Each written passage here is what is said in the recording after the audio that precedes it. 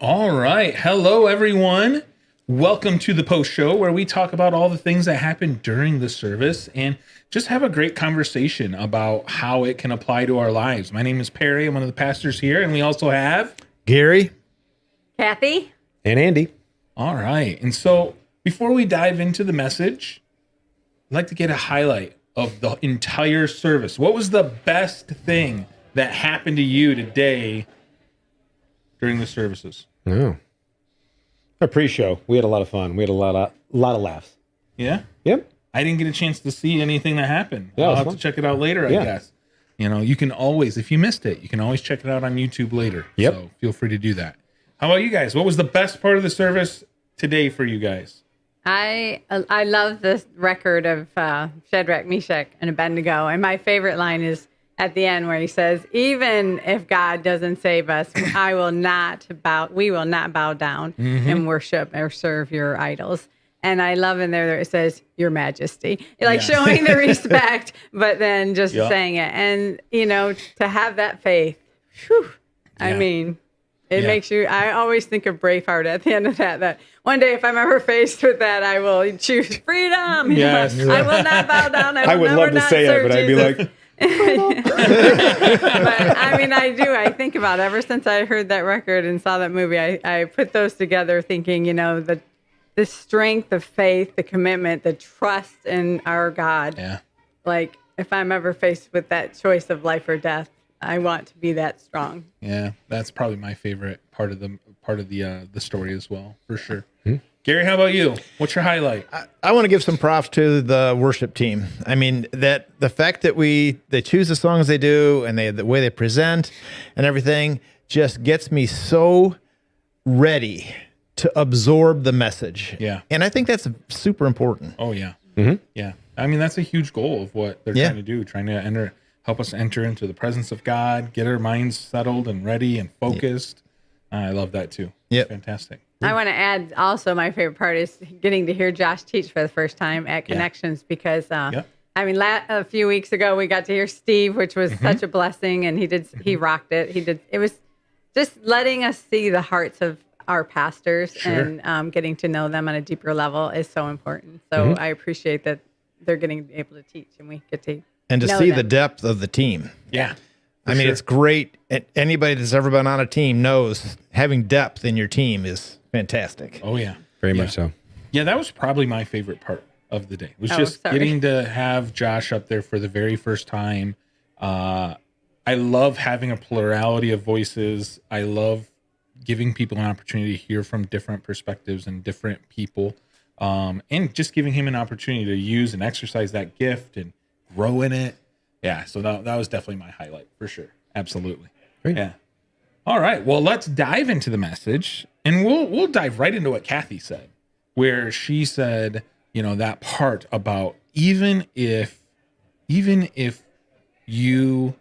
God doesn't save us, we won't bow. Have you guys ever been in a situation like that where you've had that type of pressure? And if so, I'd love to hear the story.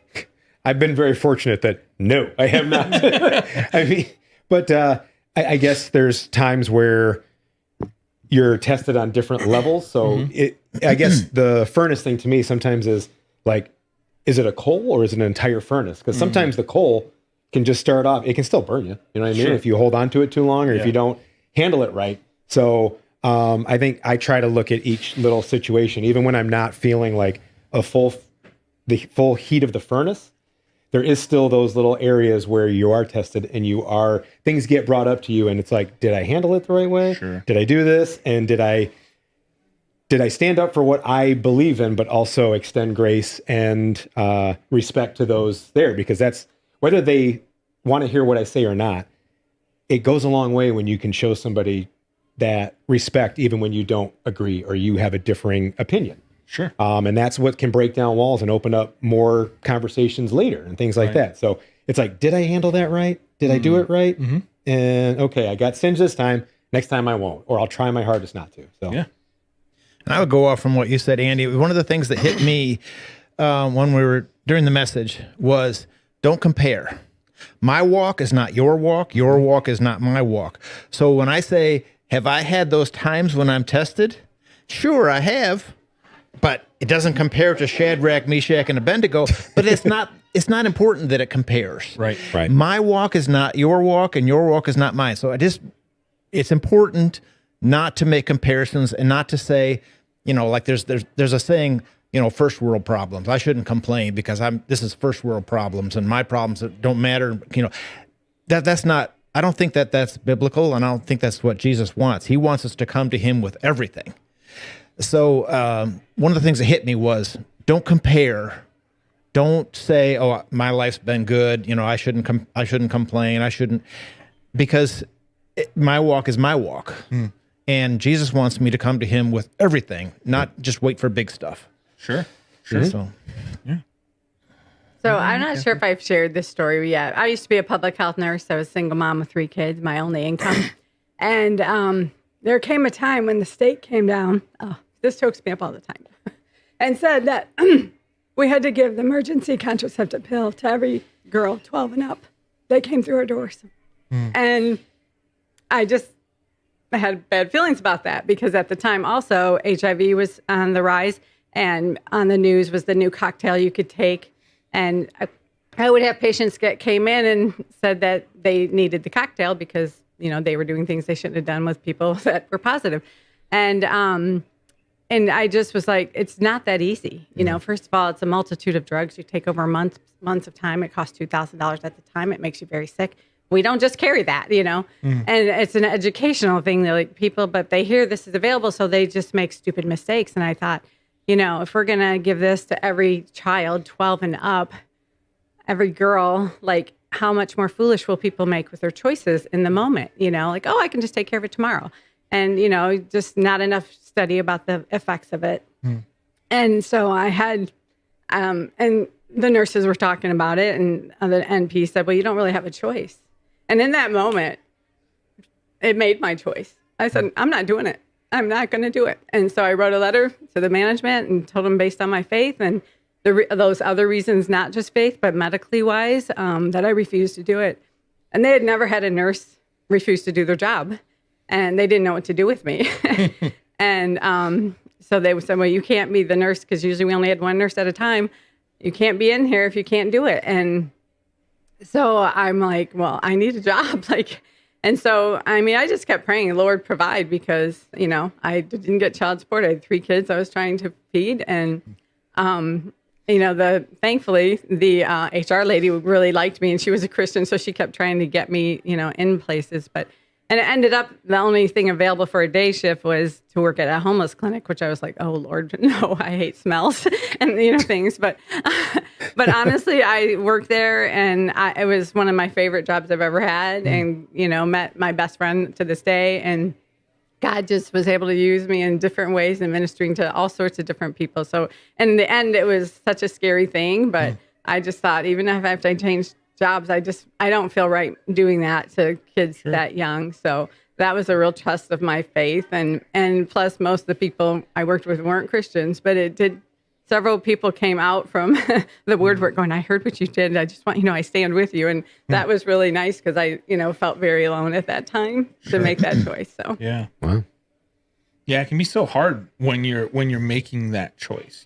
One of the benefits that Shadrach, Meshach, and Abednego had is they had each other, which is such a huge difference. And that's an interesting question for you guys: is as you have been in the fire, Josh made a really big point. Like, God meets us in the fire. Have you ever had a situation in your life, and if so, I'd love to hear about it, where there were people who either went through the fire with you and helped you get through it, or maybe they stepped into the fire with you, as Shadrach, Meshach, and Abednego did as well? Well, when I talk to men about the men's ministry, I use that exact thing as one of my talks. And there have been 2 times in my life where things were very difficult for me. And in each case, God has put another man in my life who I didn't even know before. And that person became my confidant. They became my mentor. They became somebody I could shout at, my sounding board, my venting. And it was huge to get me through it. And in both cases, I didn't know if I was going to get through it. But yes, that has been very clear to me. Yeah. I remember when I was a student in high school, there were certain things that a lot of my friends at school were doing. A lot of them were partying, they were drinking, that some of them were dabbling in drugs, they were having sex with their girlfriends, all those different things. And I remember in that period of time, I was like, well, I know God doesn't want me to do those things. I also am an athlete, and I don't want to drink, and I don't want to use drugs because I know that's going to hurt my performance. But it put me as an outlier because the vast majority of my school was like, we don't care. But I was able to go to an awesome youth group, which we try to provide one here, right? Where I had friends from my school who were also there. They weren't in my grade though. They were in the grade above me and the grade below me. And there was a couple in my grade as well, but a lot of my closest friends were in those grades. And it was great to have that brotherhood of like-minded guys. And however many there were, 6 of us or so, we were just kind of this oddball group at school then as a result. But we had a blast. But those were my closest friends. And they are still to this day the only friends that I still have any connection with from high school. But it was because of that, them kind of stepping into that same line of fire with me. And, we were a little weird compared to the rest of them, but we had a great time. That's right. We're all a little bit weird in some ways. I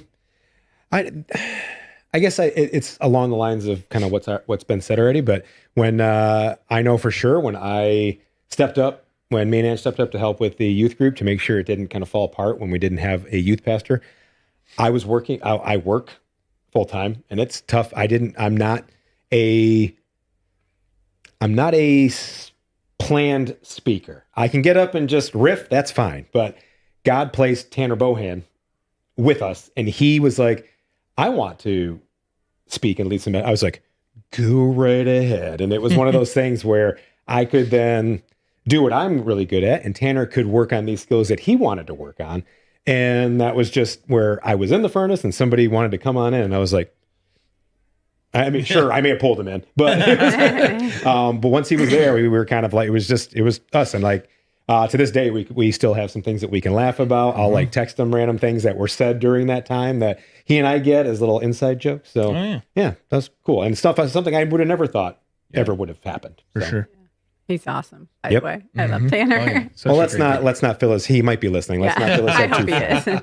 But I would agree too. It's usually the small group or for me, during that time, it was my small group, my church people that I was close to that, prayed with me and helped support me. And, so not necessarily at work, but, I had that outside of work that my faith community was very supportive. And it always has been in all my stuff, all the things I get myself into.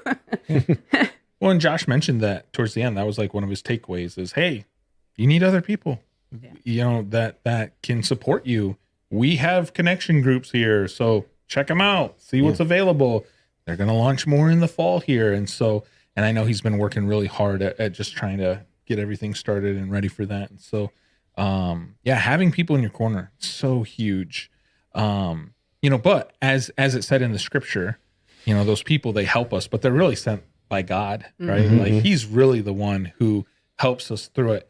In your life, Kathy shared a really applicable story, but more specifically for some of us, what is a storm that you went through or a fire that you went through where God really came in and he helped intervene in your life?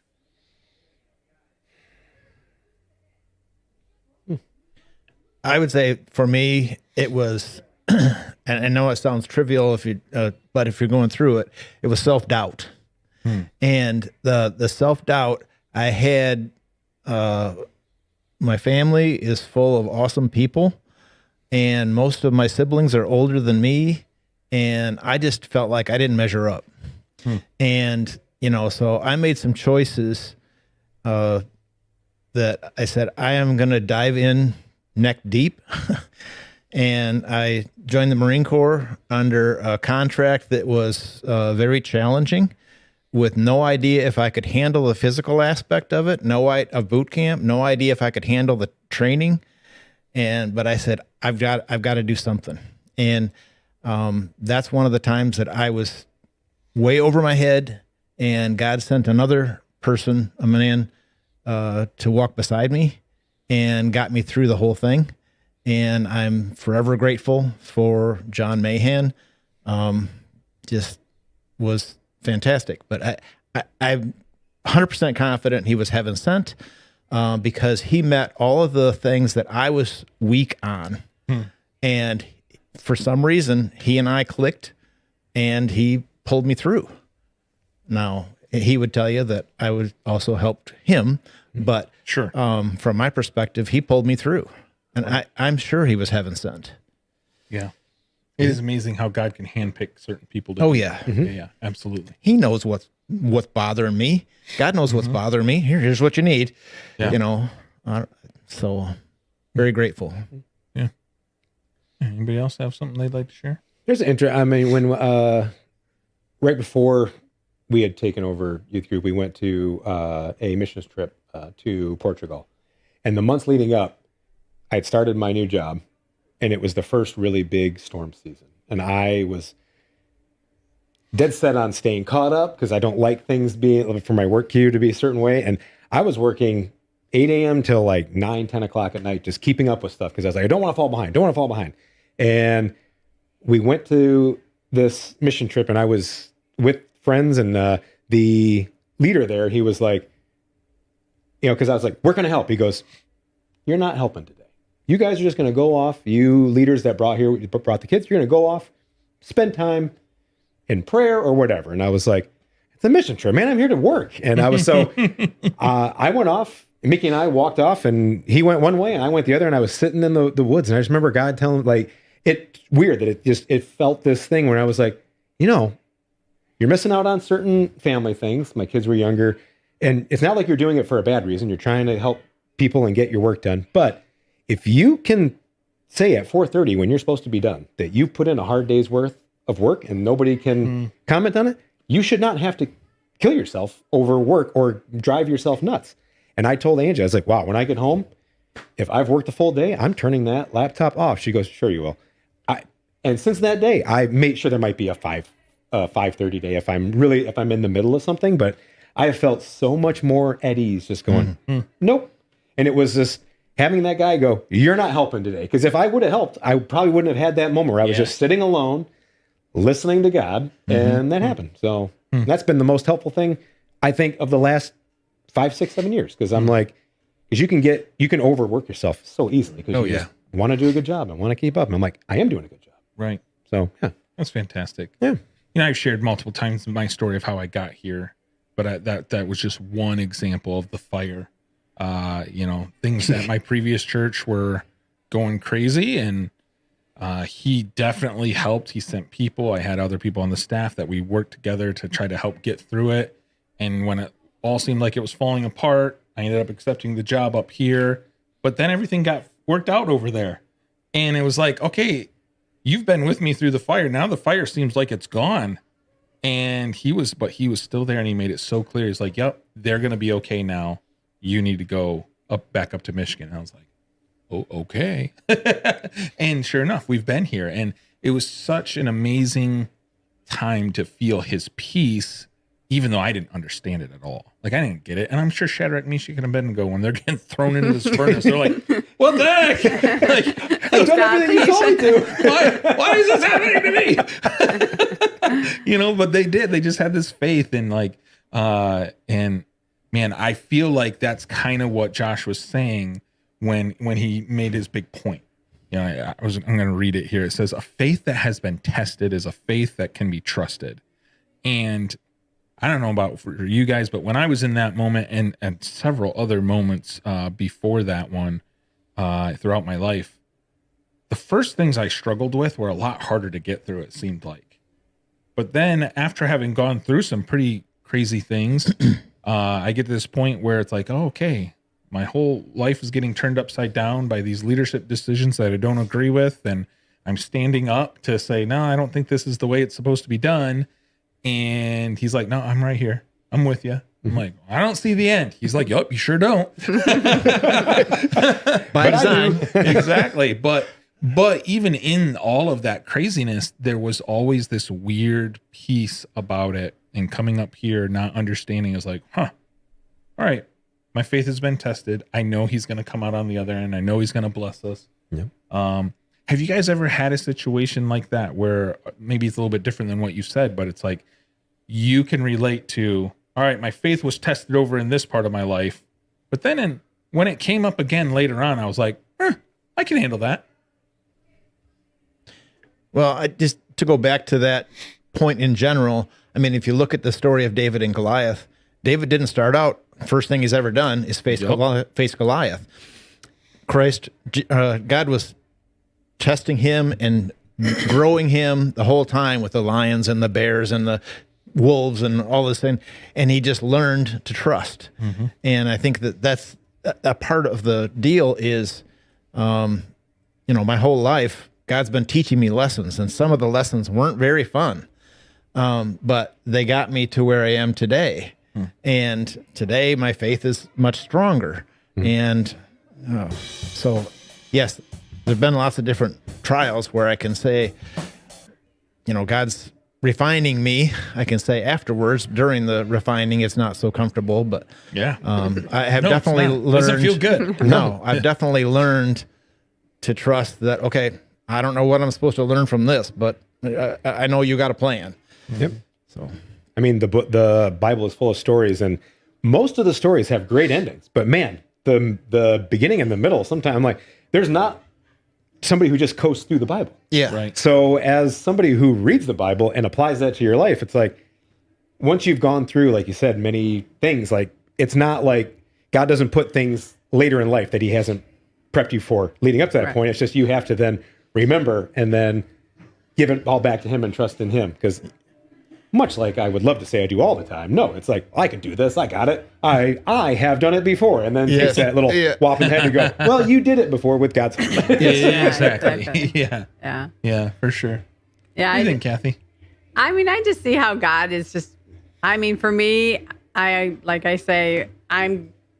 Kathy, who the Lord provides, because I've just, my whole life being, my parents were divorced, and we lived 6 kids with my mom. We struggled, and just, I don't know, everything. Like, then I went off to college and I didn't have money, and I'd like, Lord, I'm going to get kicked out if I can't pay this $300 this week. And, I got a card from my brother who was just gotten out of the Marines. He sent me $300 cash. Didn't even know I needed anything. And he was just like, oh, I just got this bonus from getting out or whatever. And he's like, I just thought I'd send you some money. I mean, just over and over, the littlest things, getting a tire put on the side of the road by some guy and he charged me $1 to do it. I mean, just my whole life, like, God just shows up whenever there's a need. So for me, I just feel whenever there's like struggle or finances, it's like God's your provision, no matter if you have nothing or you're a millionaire. He, if you trust him with that, he will always come through. And so he's my provider, not a pension or a 401 or any of that. You know what I mean? I just see money as a tool, and that God, if you're willing to give back, God just always blesses you. And I don't know. It's hard when and I see people that struggle with that don't want to tithe, that don't want to give because they just are afraid, like, oh, I need that money. But it's like, it's when people understand it's a spiritual, it's a trust. It's a part of a faith journey to learn to give. Yeah. And when you can let go of your finances, the Lord, I'm going to just trust you with the 10th of it. I need that money, but Lord, and you don't need it. God doesn't need it. No. It's a way to learn to trust him with what you have. Yeah. Yep. And when you can let go of that, life just changes. It really does. And you might not see it right away. And it might not always be like you're getting more money, but just things happen in a positive way or direction.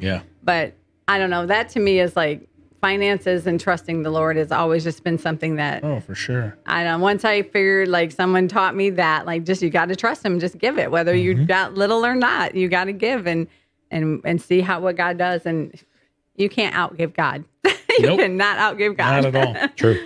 No. So. Yeah. Whenever we do the next steps class, which is for our people who are trying to figure out, like, what could my next step be? And one of those things could be a partner in the class. And we talk about giving because our partners are committed to giving to the church. But I also know how like there's some tension around that. And so I always tell people like, hey, this isn't about us as a church. God's going to provide for us. We know like if we're doing what he's asking us to do, he's going to provide. So if you feel like you aren't ready to give, or like you think we're trying to be a money grabber, don't give. Like we're going to be fine, because this is really more about you. Yes. And your ability to let go and let God provide for you and guide you and bless you as a result. And he will. So you don't want to give to Connections, that's fine. Give to 12 Baskets, or just start small. Yeah. You know, and so, yeah, I think that's just such a fair point, because oftentimes people think that, oh, well, this is the church, or this is the such and such ministry trying to get us to give stuff. Well, yeah, I mean, we do run on donations. Like, I mean, that's kind of how it works. But at the same point, that's not God's heart. Like, it's about us being able to let go and let him bless us and come through for us in a way. And can I say something to that point too, is that I have been involved with a ministry that did misuse funds. Mm-hmm. And, you know, a lot of people walked away from that group and said, you know, I'm never giving again. They're just, you know, Christian leaders or churches, they're just out for your money. And we hear that. We all know that happens. Yeah. And, you know, it's like I had two things. You know, I gave with a good intention and heart. They're responsible to God of how they used it. Yep. And if they sinned with the money, that doesn't change my trust in the Lord with my provision, and that he's my provision. And the second thing is, how long will we punish where we're being fed now based on someone who screwed us over later or misused God's funding? How long will you punish where you're going now and being fed by the word of God, which is the whole point. You sow because you want to sow into where you're being fed spiritually. Sure. And so I once asked that someone, you know, a group of people, like, how long are you going to punish this ministry because of the one you were previously in? Yeah. You know, and it's a fair question, because when we realize we're holding judgment and unforgiving a past ministry or church that hurt us, you know, we're unwilling to give to the next. So it is something to consider if that's where you're holding that in your life at this point. Sure. Well, if you got those walls around your heart, it's hurting you. It is hurting you. Yeah. And there's, you know, you need to forgive the others and move forward. And because it's all about you and God, not about the church leaders. Oh man, we could go on for days about that. Because the thing is, like, it's not just finances, right? Like I hear people talk about it all the time when it comes to like romantic relationships. Oh, yeah. Like, well, I got burnt by such and such person, whether it was my ex-wife or ex-girlfriend or whatever. And they're like, well, that means that all men or all women are like this, and I'm never going to find anyone. And it's like, okay, well, maybe you are destined to be single like Paul. But at the same time, you might also that person just may not have been the right person for you. And God might have that person for you down the road. And man, I mean, just everything, right? Like, if you open yourself up, there's so many things out there where it's like, if you keep those walls around you, you never experience any of the major blessings and the great things that could happen. I tell people that on mission trips, they're afraid to go on a mission trip. It's like, well, if you don't ever go, you're not going to experience that blessing that comes with it. Like, you don't understand. Like, it truly is life-changing. Yeah. And so there are so many things like that. But guys, thank you so much for sharing about how God helped get all of you through the fire. We'd love to hear from you guys out there online as well, of just how God has come through for you. You can put it in the comments. You can submit a Connect card for us. We'd love to be able to hear more and more stories. It's always fun to kind of hear how God has come through for people, because there are people out there that can relate with your stories. Yep. So please feel free to share those. We'd love to do that. If you have any questions about today's message, about how you can be unshakable in your faith in Jesus, we would love to hear about that as well. You can fill out the anonymous question form on our website. But just quick note on that: if you want anyone to follow up with you, we can't do it there because it truly is anonymous. So if you want someone to follow up with you directly, you'll need to fill out our Connect card instead, which you just simply click Connect on the website, and it will help take you there as well. So guys, thank you so much for tuning in. Thank you for being a part of what we're doing. We want you to know that we love you, but more importantly, God loves you too. We'll see y'all later.